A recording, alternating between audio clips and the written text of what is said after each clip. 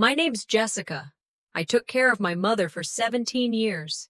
Fed her, bathed her, held her hand when no one else came. And the day we buried her, my sister broke the necklace Mom gave me, then handed me a legal notice to vacate the house I'd kept standing. She called me entitled, said I was just sentimental, like loyalty is something to be mocked.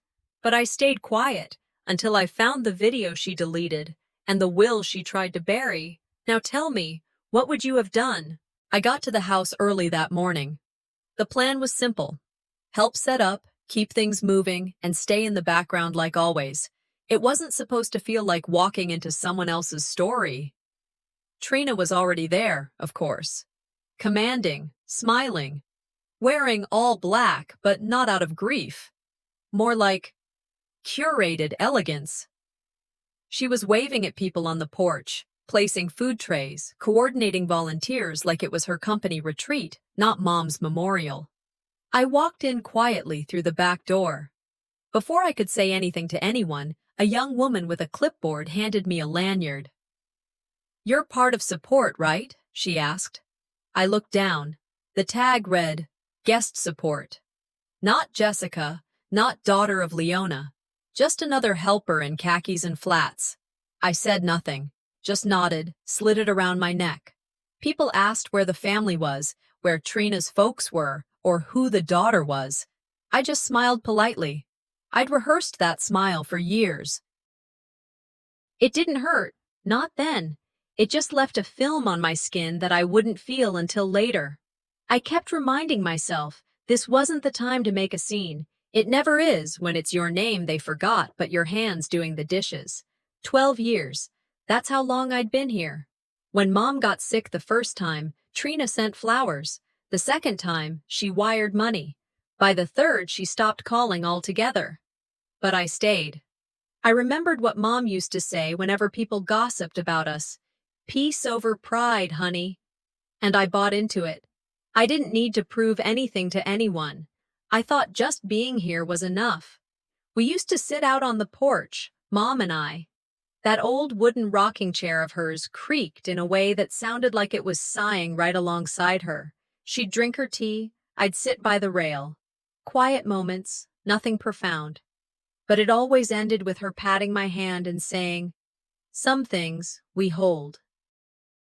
Some things we let rest." I thought I was holding on to the house for her. Now I wasn't so sure. I wore the necklace she gave me that day. Vintage gold, a little worn, but still shining in the right light. Her birthday gift to me, her last one. It felt like a piece of her sat just above my heart. I was hugging Mrs. Howard, Mom's church friend, when I felt a tug at my neck. Then a sharp pop. Trina's hand was there, fingers still curled like she'd just flicked a bug. "Oh no," she said lightly. "I was just trying to straighten it. My bad." The necklace fell, and the beads scattered across the hardwood like marbles in a children's game. Everyone froze. "Well, I mean, it was just costume jewelry, right?" Trina added, already turning away. "You really shouldn't hold on to clutter." No one moved. A few cleared their throats, some looked down at their shoes. I bent down to pick up the beads one by one. I didn't cry. I didn't speak. I didn't need to give them a show. My mother raised me better than that, but something cracked inside. Not loudly, just a small, deliberate fracture. I went to the kitchen an hour later. The air smelled of potato salad and cheap wine. Trina was there with one of her real estate friends. I recognized him from the brochures she left on the table last month. "Why would you do that?" I asked, calm but clear. She didn't turn, just kept slicing lemon wedges. "Do what?" "The necklace." "Oh, Jess, still on that?" She let out a little laugh. "You're acting entitled. That house. That necklace. None of it was promised to you." I stared at her. "I took care of her. I lived here." "And that was your choice," she replied, voice like a dentist about to drill. "This isn't about emotion. It's about the estate. Joint family property, remember? It's time to move on. Move on. Like I was a renter who'd overstayed a lease. I didn't answer. There wasn't a script for this kind of theft. The rest of the day was one long act of pretending. I poured tea, passed napkins, smiled at cousins I hadn't seen since the Clinton administration. All the while, Trina floated from group to group, being introduced as the daughter who put this beautiful service together. No one mentioned me, not once. Even when they stood in front of the family slideshow, half the pictures featured Trina's Atlanta vacations, her charity work, her sorority reunions. There were 3 of Mom and me. One of them was blurry. I found myself on the porch near sundown, eyes fixed on the rocking chair. Empty. Still. Waiting for someone who wouldn't be coming back. The clinking of glasses pulled me back inside. Trina stood in the center of the room now, smiling like she'd just won a pageant. She held a flute of champagne. Who even serves champagne at a memorial? And raised it. I just want to thank everyone who helped, she began, voice rehearsed. Especially those who traveled all this way. It means the world. It really does. She glanced at me, held it for half a second. It's time to finally start fresh. I didn't blink.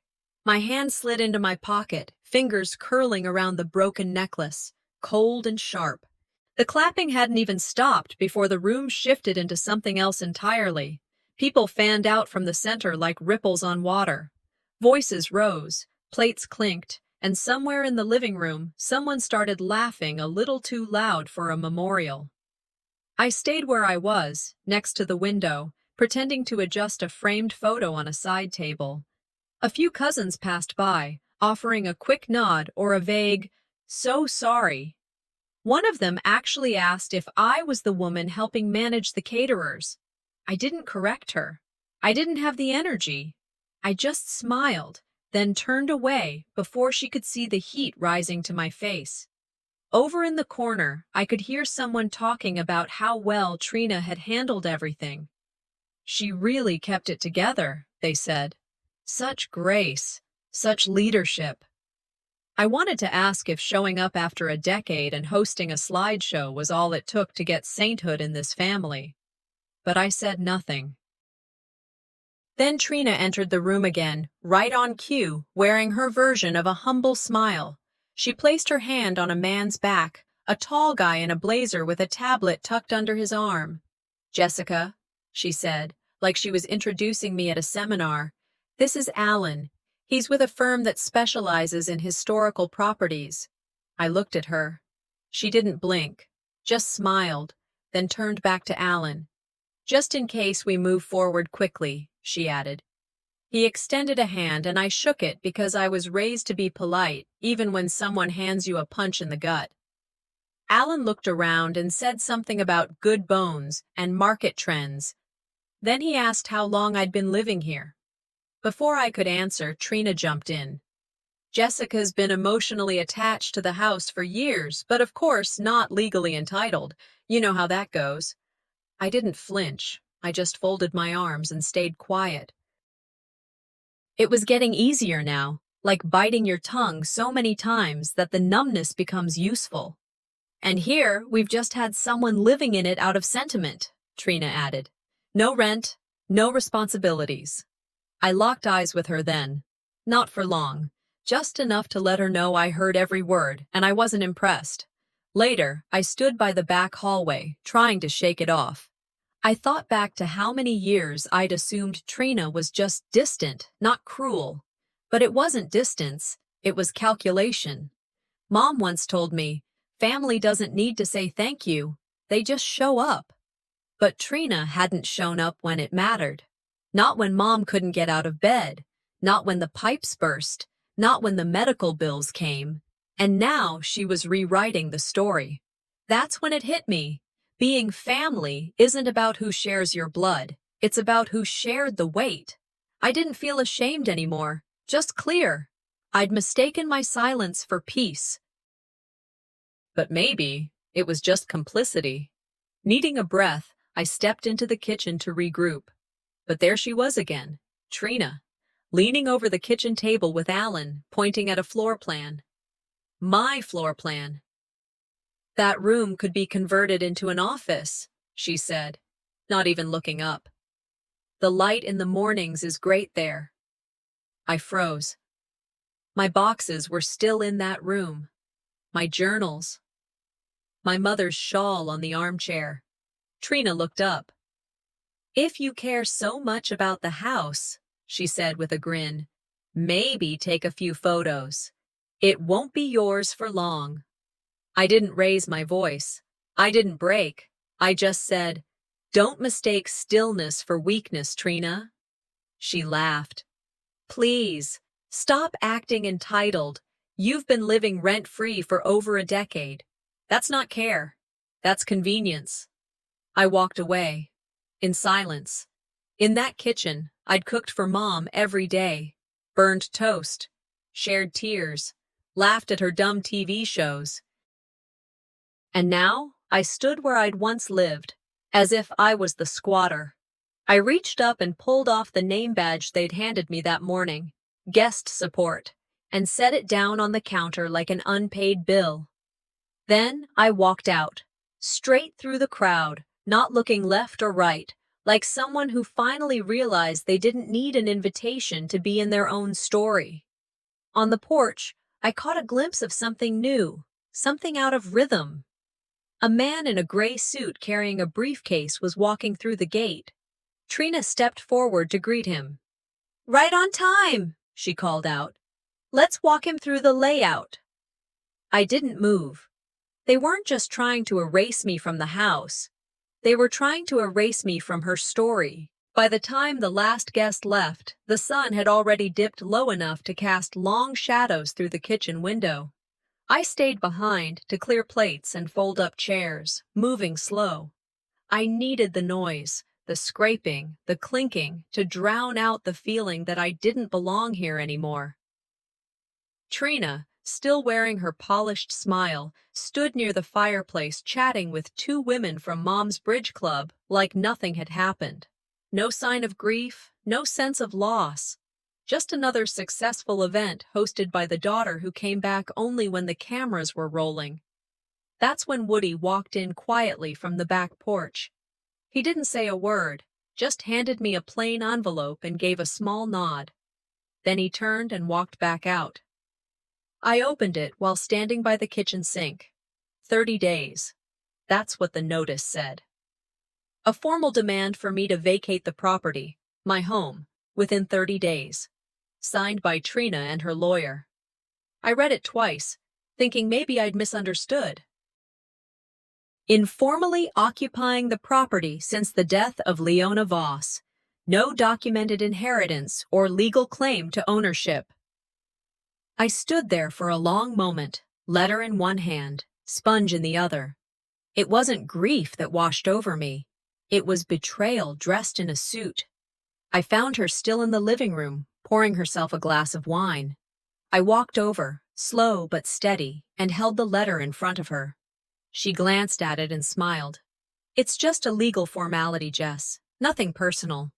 17 years, I said quietly. I stayed here. I took care of her.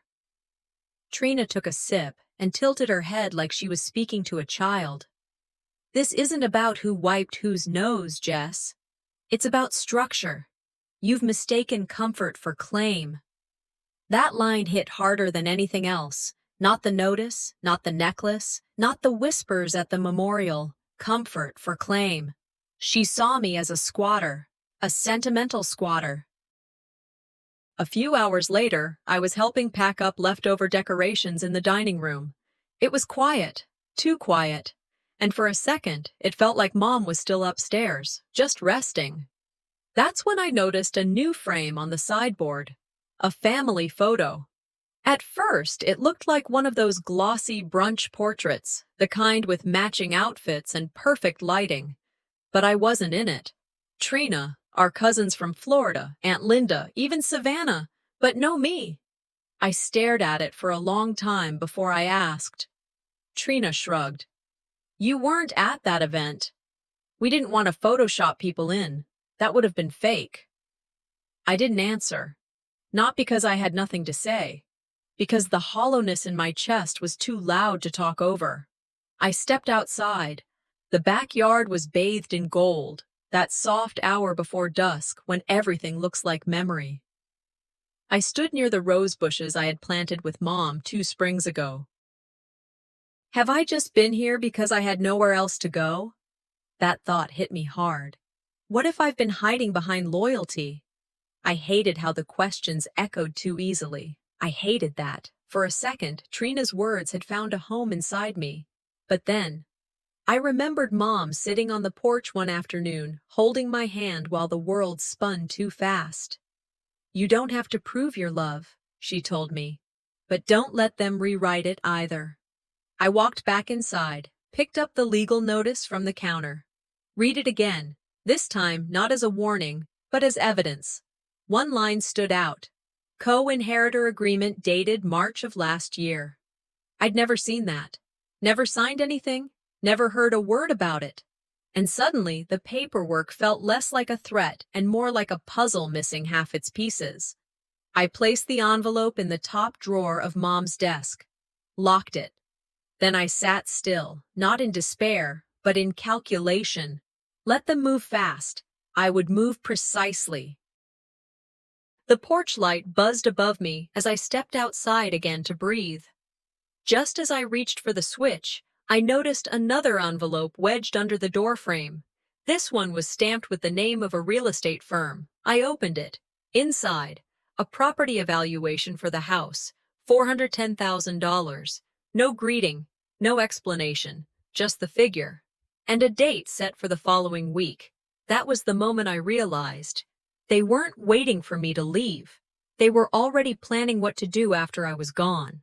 After everyone had gone, I didn't turn on the lights. The house felt better that way. Dim, quiet, still breathing. I walked upstairs and into Mom's room, hoping the air would hold some piece of her I hadn't already buried. It smelled like dust and lavender. The quilt was still folded the way she left it, though the corners sagged like they were tired of pretending someone would fix them. I sat at her vanity, pulled open the middle drawer, and started going through whatever was left. Hairpins, coupons, a receipt from the pharmacy dated 2 years back. Then I saw it. A leather-bound notebook, brown and soft around the edges like it had been held 1,000 times. I opened it slowly, half expecting grocery lists or sermon notes. But there, on the first page, was my name, Jessica. Someday they'll question your place, it read in her careful cursive. But you never need to prove it to me. I didn't cry. I just stared. Line after line, page after page, her voice came through like a memory I hadn't heard in years. She'd written down birthdays, doctor appointments, stories we'd shared, things we laughed about when the world was too quiet. She wrote about the garden, the way I trimmed the roses like she taught me. She wrote about the nights I stayed up when she couldn't sleep. Jessica made it feel like I had more time, one page said. In that moment, I realized this wasn't just grief. This was proof. I held the notebook close. It wasn't a will, but it was love in ink. I needed air. Downstairs, the kitchen was still scattered with platters and cups. I stepped out onto the porch. The air was thick but moving. That mattered. I heard someone approaching, heels on the wood, and turned to see a young woman with a tray of lemonade glasses. "Mr. Price said you were the caretaker," she smiled. "I thought you were the live-in help." She didn't mean it cruelly. It was just the assumption. I smiled back, just enough to be polite. "It's okay," I said. "I'm used to being unseen." But inside, I burned, not at her, at the fact that she said what so many had probably thought, that I was here, but not part of this, present but never acknowledged. I walked back inside before she could apologize again. The walls felt tighter now. I found Trina in the living room with 2 of our aunts, wine glasses in hand. They looked too comfortable, like this had always been their house. "You've done so well with all this," one of them told her. "I can't imagine holding it all together after being away so long." Trina smiled like someone being interviewed. "Well, someone had to make sure things ended properly." I sat in the corner and held the notebook close to my chest. Nobody looked at me. Nobody asked how I was doing. The room didn't just feel cold. It felt erased.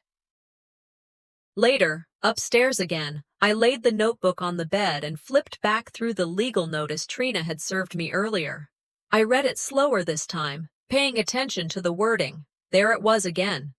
Co-inheritor agreement dated March of last year.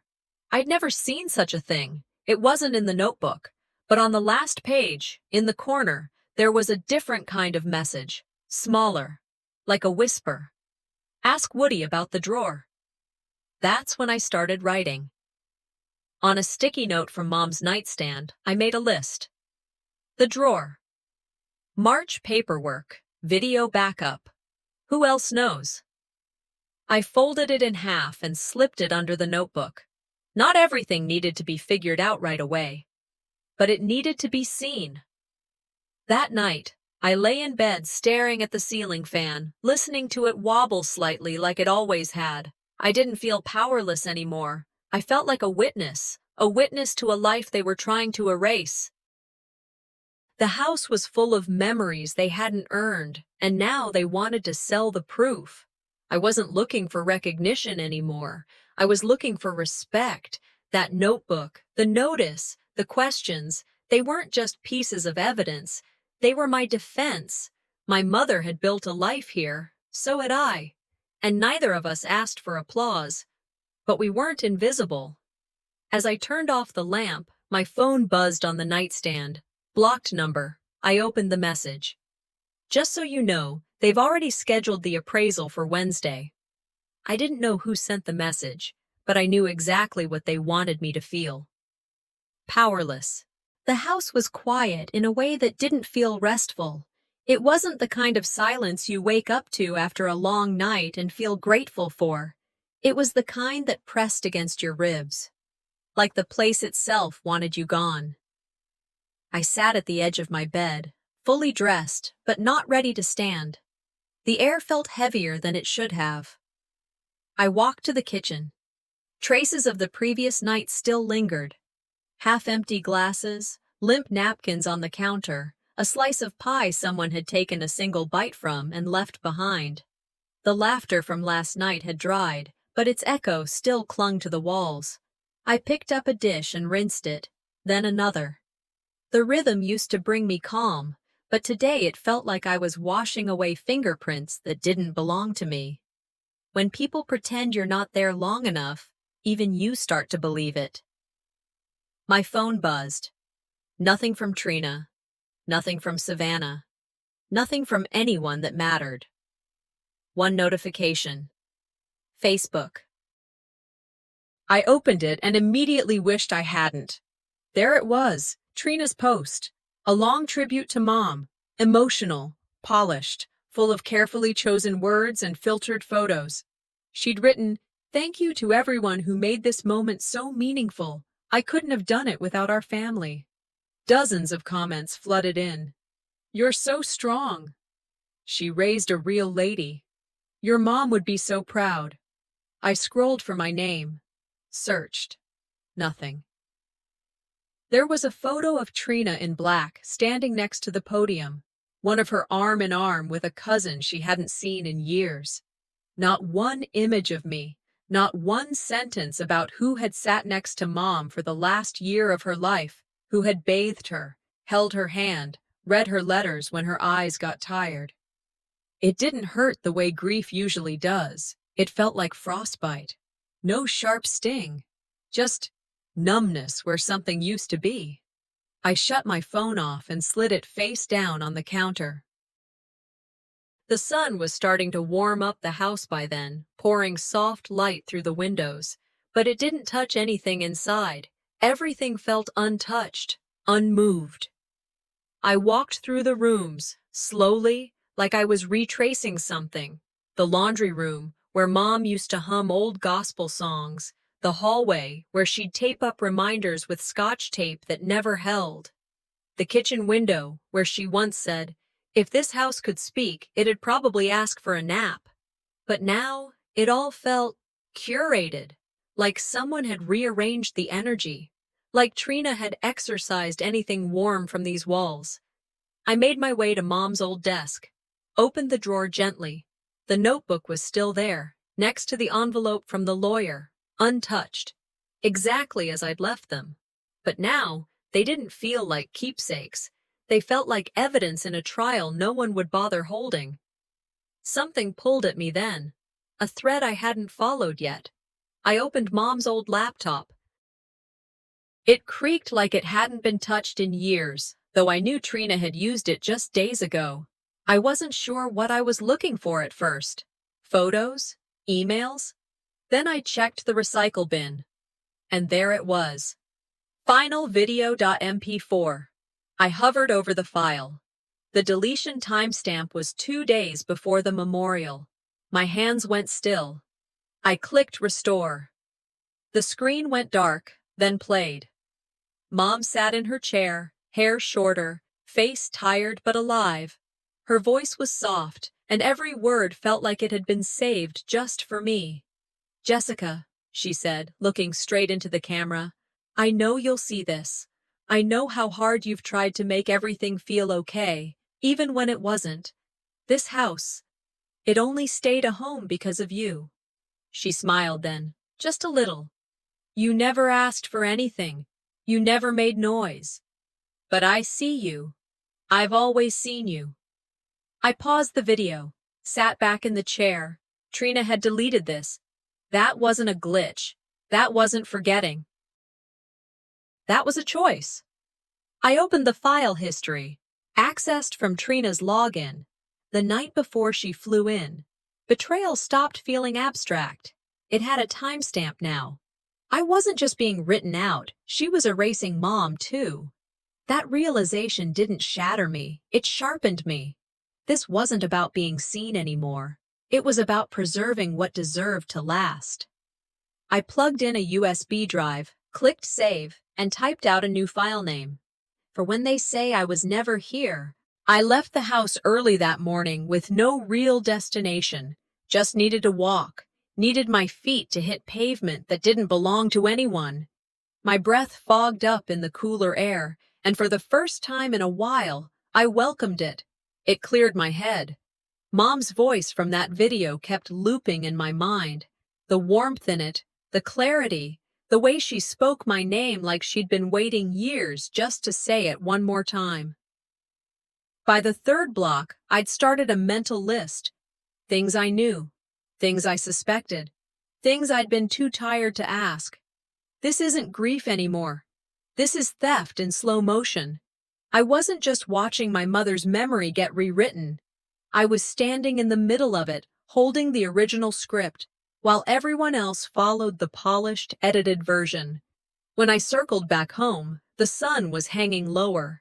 The air had that dusty gold tone that made everything feel slower, heavier. I didn't bother going to the kitchen this time. I went straight to her room. The dresser was older than I was. Oak, heavy, too many drawers. I stared at it like it might answer me. Then I remembered something Mom used to say when hiding gifts during Christmas. Some drawers open only with memory. I typed in the 4 digits of her birth year. Click. I didn't even flinch. Inside was a set of papers, some yellowed, some recent. A bundle of old keys, and one envelope. My name was on it, Jessica. In case of interference, that word sat different. Not emergency, not inheritance, interference. I opened it slowly. Inside were instructions for a secondary bank account, a handwritten code phrase for unlocking something on her laptop, a reference to a trust I'd never even heard about. And just like that, I knew she had prepared for this. This wasn't paranoia. This was protection. A mother protecting what the law didn't think to. I took everything out and laid it on the bed. Read each line twice. Then I folded it all into a folder, labeled it in black Sharpie, Trust Documents. I walked down to the kitchen and poured myself coffee, not because I wanted it, but because I needed the act of doing something ordinary while my world tilted. I opened the family group chat, or at least I tried to. Gone. I scrolled, refreshed, tried again. Nothing. Trina had removed me. I stared at the empty screen for a moment, then reopened my backup chat history. Woody had sent me a screenshot the night before. House plan. Final. Trina. A few cousins. Her husband. Savannah wasn't in the thread. Neither was I. They were discussing a clean exit strategy. My name was never mentioned, but every message screamed my absence. Get keys back before Sunday. Push her to sign acknowledgement. Quiet transition. No media. I didn't cry, didn't gasp, didn't shake. I took a screenshot, then another, then forwarded the entire chat to myself, labeled the folder, communication record. They wanted quiet. I would give them silence. But this time, silence that documented everything.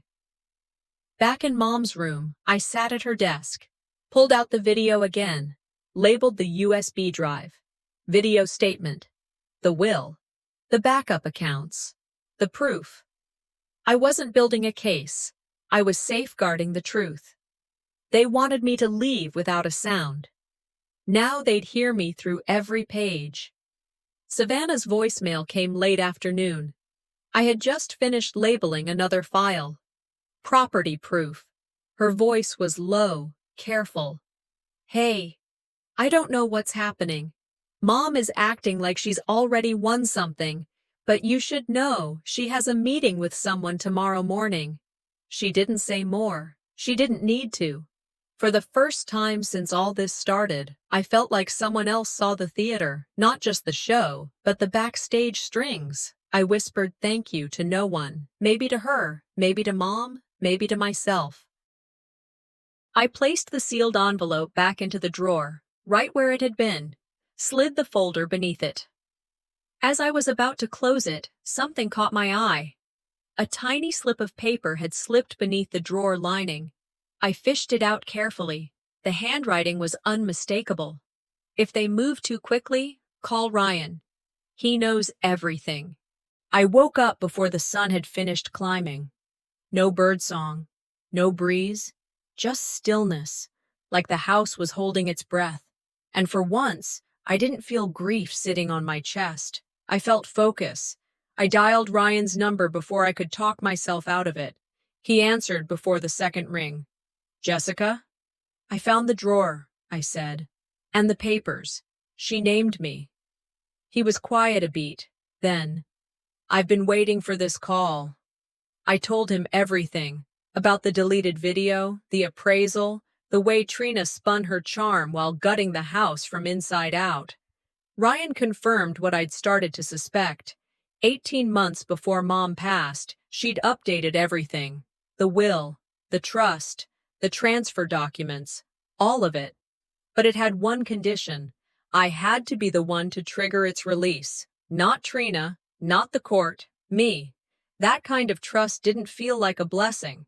It felt like a weight. But it was mine. I hung up, walked back to the kitchen, and started a pot of coffee. Halfway through my first cup, I heard the front door open. Trina's voice floated in before her heels did. She was laughing, light, fake, confident. She had a man with her. Mid-40s. Clipboard, real estate badge. I didn't need to ask who he was. This is the main room, Trina said. It's got great light, perfect for a modern open concept. She was talking louder than necessary, making sure I heard. I stayed on the staircase landing, just out of view. Watching, listening. I know my sister's still here, she added, as if reading from a script. But she understands the situation. She knows she doesn't have a legal leg to stand on. I didn't move. The appraiser nodded, made some notes, and said, "This place could go fast. Maybe 45 days on the market, tops." she smiled. Perfect. I stepped down one stair, just one, just to remind myself I wasn't invisible. A knock on the back door broke the moment. Woody.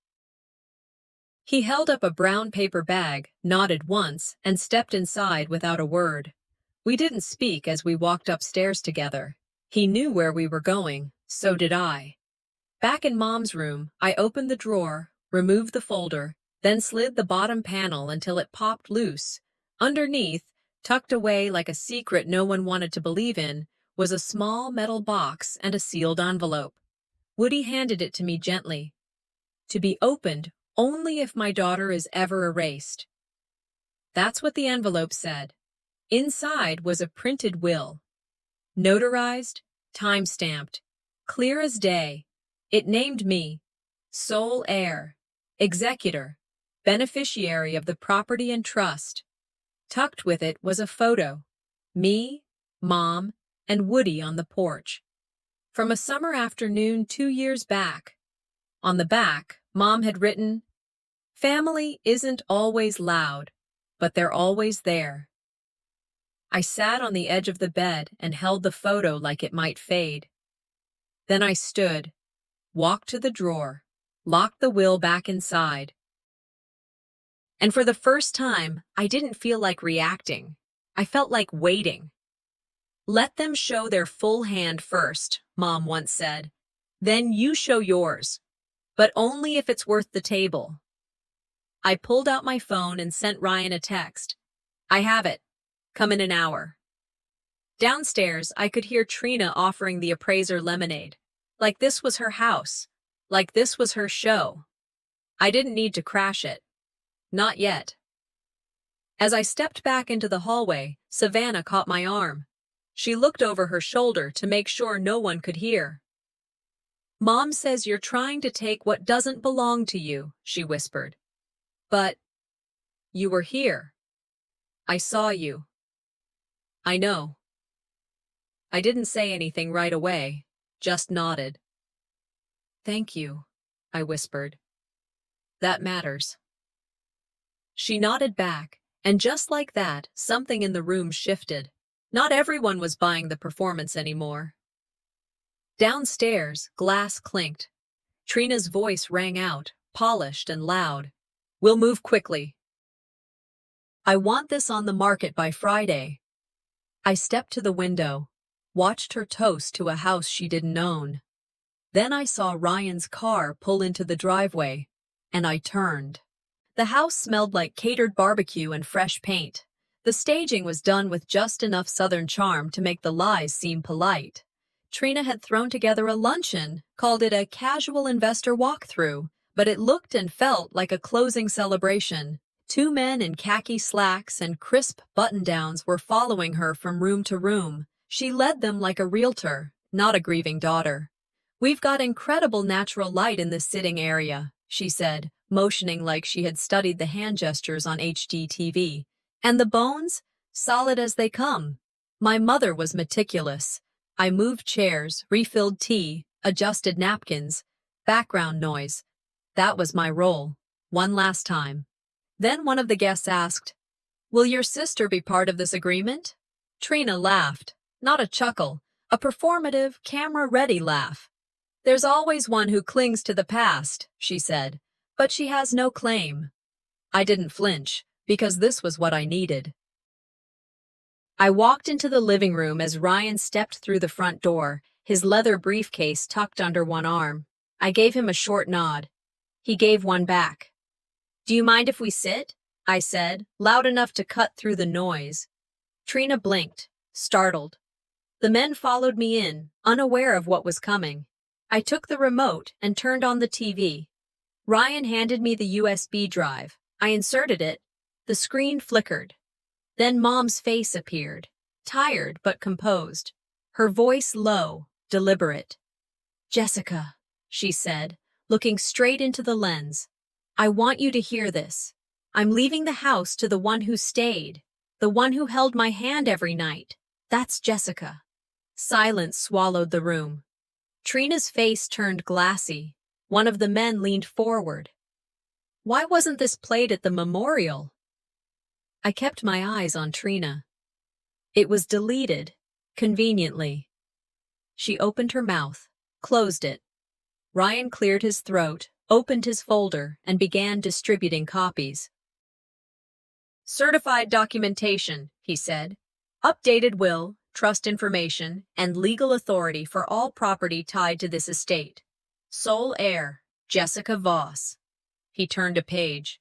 There are also email threads and encrypted backups tracing the document's creation and intent. Trina stepped forward. That's not what I was told. This must be... Don't, I said. Not loud, but final. You've done enough rewriting. Savannah stood in the corner, arms crossed, watching her mother squirm. Then she left the room. Trina glanced back, confused, then looked at me like I had cheated. Like this wasn't fair. Like truth had shown up uninvited. It wasn't over. Woody walked in holding Savannah's phone. She's got a second copy of the video, he said. Trina told her it malfunctioned. He held it up, Mom's voice again. My daughter, my home. He turned to the room. I was there when she made this. I witnessed every word. Trina snapped. This is a setup. Ryan, you've always taken her side. Ryan didn't respond. He didn't need to. One of the investors stood up, already folding his notepad. The other followed.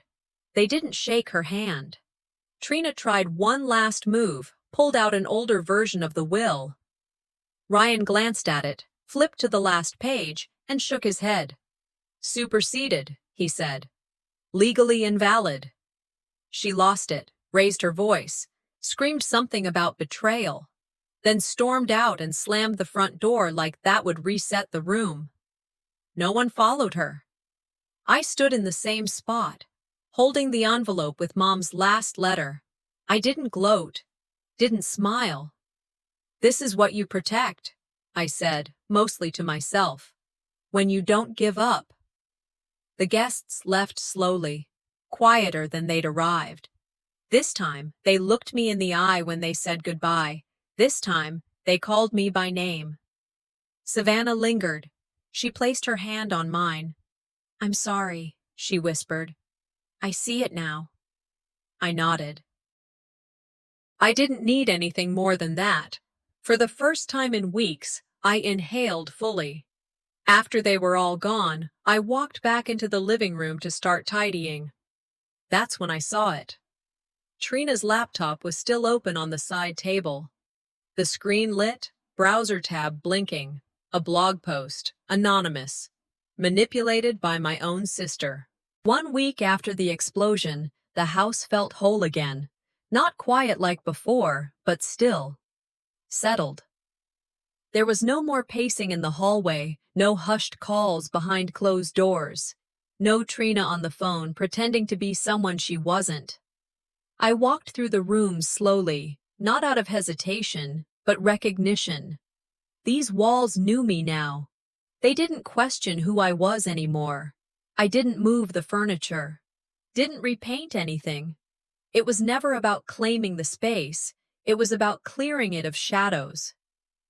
The porch chair Mom used to sit in, I had it fixed. The legs no longer wobbled, the paint no longer chipped. But I didn't sit in it. I left it empty, facing east, toward the sunrise.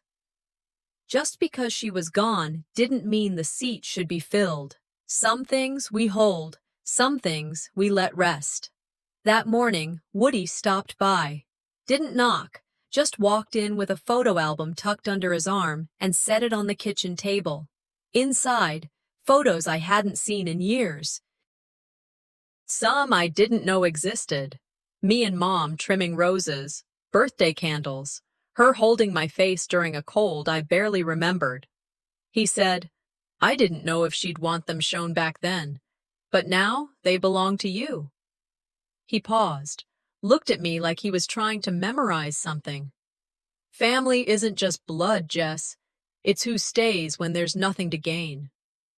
I didn't answer. Just placed the album next to the USB drive with the final video. the notebook, the will, all in a neat little box that I no longer needed for defense. Just memory. Later that afternoon, I heard a knock on the side door. Savannah. She held a small cardboard box in her hands. "I don't expect you to forgive her," she said, eyes down. "I just needed to come." Inside the box was the necklace, the one Trina broke. It had been cleaned, strung back together with new thread, placed in a velvet pouch like it was something holy. "I saw the video again," she said. "I see now what I refused to before." I didn't hug her, didn't tear up. "That's enough," I said. It wasn't forgiveness, but it was something softer than silence. Over the next few days, people in town started waving again. I got 3 handwritten notes left in the mailbox. Someone dropped off a tray of lemon bars with no name attached. This town wasn't dramatic, but it remembered. It remembered what was said and what wasn't. The local pastor came by one evening, just stood on the porch, rocking slowly. "You gave us a master class," he said, "on how not to fight and still win." I told him I didn't feel like I'd won anything. He shrugged. "You didn't have to. You just had to keep standing." That night, I reopened Mom's notebook, not to find something, but to feel something. I read her words again, this time without needing them to prove anything. The next morning, I planted 2 new rose bushes, same place we always did. That afternoon, I got a photo from Savannah. The porch photo, me, Mom, and Woody, framed, hanging on her dorm wall. Her message was simple. "Thank you." I replied, "Let it remind you that silence isn't always absence." I kept the house, not to prove a point, but because some places deserve to breathe without explanation. That evening, I finally sat in the porch chair, tea in hand, curtain fluttering behind me. The wind passed through like it had someplace to be. I didn't mind. In my head, I heard her again. "If you protect the truth long enough, it will learn how to speak for itself." I didn't smile, but I didn't feel heavy either. The camera would have pulled back then, if there had been one. Wide shot of the porch, the house, the woman who stayed. I stood up, walked inside, placed the family photo back on the mantel, this time with me in it, and whispered, "This time, I didn't just survive the story, I finished it."